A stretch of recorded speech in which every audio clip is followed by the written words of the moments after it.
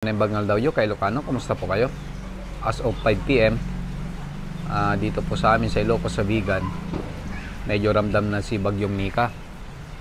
So makulimlim na po yung panahon tapos umuulan. So paro wala naman pong malakas na hangin at saka ulan. So parang ganito lang po yung ulan niya kay Ilocano, yan.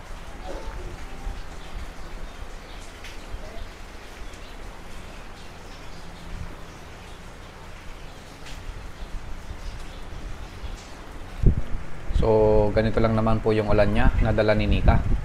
Yan.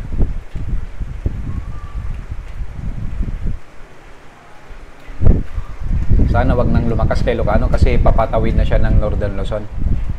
So, ayon sa Pag-asa, tatahakin po niya dito mula sa amin dito sa Ilocos, dito sa Vigan.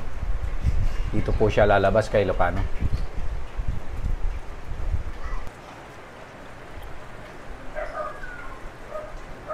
Sana wag nang lumakas si Bagyong Nika kay Ilocano para hindi tayo masyadong maapektuhan na.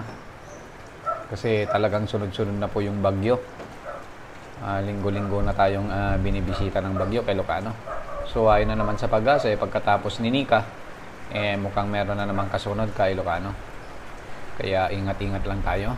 Magdasal lang tayo kay Ilocano. Lilipas din to.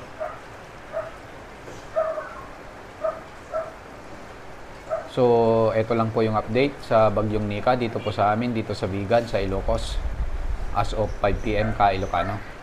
So, ingat po tayong lahat.